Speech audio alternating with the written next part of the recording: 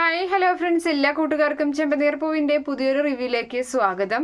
അങ്ങനെ നമ്മുടെ ചെമ്പനീർ പൂവിൽ ശ്രുതിക്ക് തുടച്ചുകൊണ്ടിരിക്കുന്ന ശ്രുതി അഭിനയിക്കുകയാണ്. തനിക്ക് എളി ഉളുക്കി തണ്ടൽ ഉളുക്കി എന്നൊക്കെ പറഞ്ഞിട്ട് ഭയങ്കരമായ വേദനയ്ക്ക് അഭിനയിക്കുകയാണ്. പെട്ടെന്ന് തന്നെ കാര്യങ്ങൾ അച്ചമ്മയ്ക്കും രേവതിക്കും അതുപോലെ സച്ചിക്കൊക്കെ മനസ്സിലാകുന്നുണ്ട്.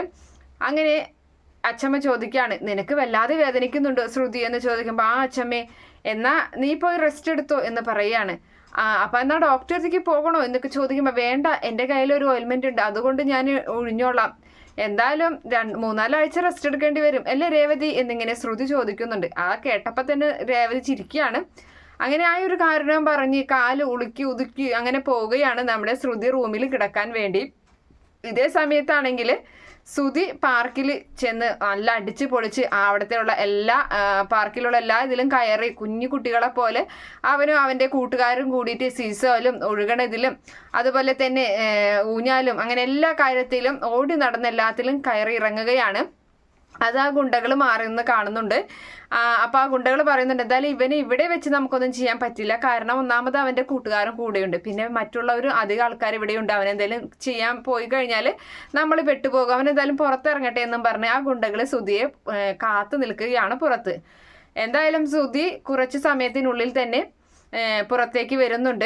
അങ്ങനെ അവൻ്റെ ഉറക്കവും ഭക്ഷണം കഴിക്കലും എല്ലാം കഴിഞ്ഞതിന് ശേഷം പുറത്തേക്ക് വരുമ്പോൾ പെട്ടെന്ന് അവനെ തട്ടിക്കൊണ്ട് പോവുകയാണ് ഗുണ്ടകൾ മറ്റൊരു കാറിൽ. അപ്പോൾ ശ്രുതി പറയുന്നുണ്ട്, നിങ്ങൾ എന്നെ എവിടേക്കാണ് കൊണ്ടുപോകുന്നത് എന്നൊക്കെ ചോദിച്ചങ്ങനെ ആകെ വെപ്രാളപ്പെടുന്നുണ്ട്. എങ്ങനെ നേരെ മറ്റൊരു വണ്ടിയിൽ കയറ്റി ഒരു വീട്ടിലേക്കാണ് കൊണ്ടുപോകുന്നത്, പഴയ ഒരു കെട്ടിടം പോലത്തെ ഒരു വീട്ടിലേക്ക്. അങ്ങനെ അവിടെ ചെല്ലുമ്പോൾ അവിടെ ആയിരിക്കും ഇവനെ ഒരു കസേരയിൽ ഇരുത്തി കൈയൊക്കെ കെട്ടിയിടുകയാണ്. അപ്പോഴേക്കും നമ്മുടെ നീലിമ അവിടേക്ക് വരുന്നത്. നീലിമയെ കണ്ടിട്ട് ശ്രുതി ആകെ അന്തം വിട്ടു പോവുകയാണ്. നീലിമ പറയുന്നുണ്ട്, അതെ, മര്യാദയ്ക്ക് എൻ്റെ 50 ലക്ഷം എനിക്ക് തന്നോളാം. തോക്ക് ചൂണ്ടിയിട്ടാണ് നീലിമ പറയുന്നത്.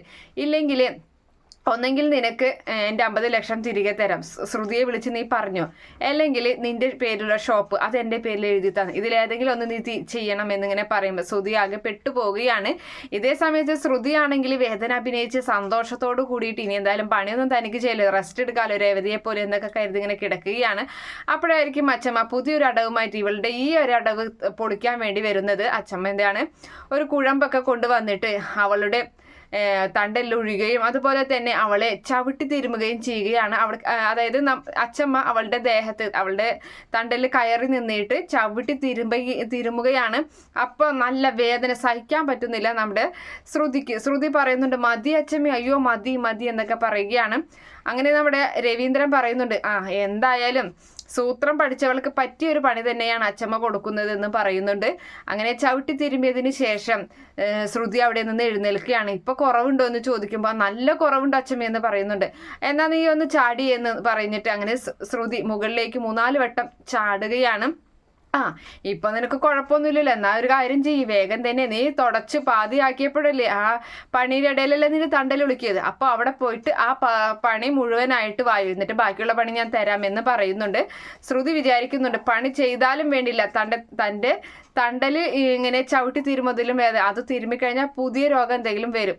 അങ്ങനെ അവൾ അവിടെ നിന്നും പോകുന്നുണ്ട്. പതുക്കെ സ്റ്റെപ്പർ ഇങ്ങനെ വരികയാണ്.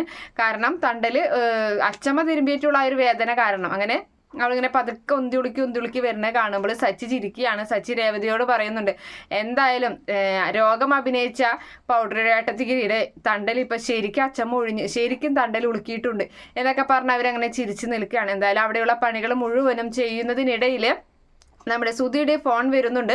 ശ്രുതി പറയുകയാണ്, ശ്രുതി എന്നെ ഇവിടെ കുറച്ച് ആൾക്കാർ കിഡ്നാപ്പ് ചെയ്തിട്ടുണ്ട്, അത് ആ നീലിമയുടെ ആൾക്കാരാണ്, എത്രയും വേഗം അവൾ പറയുന്നത് എത്രയും വേഗം 50 ലക്ഷം അവളുടെ തിരികെ കൊടുക്കണം, ഇല്ലെങ്കിൽ എൻ്റെ പേരിലുള്ള ഷോപ്പ് അവൾക്ക് എഴുതി കൊടുക്കണം എന്നാണ്. ഞാൻ എന്താ ചെയ്യേണ്ടത്?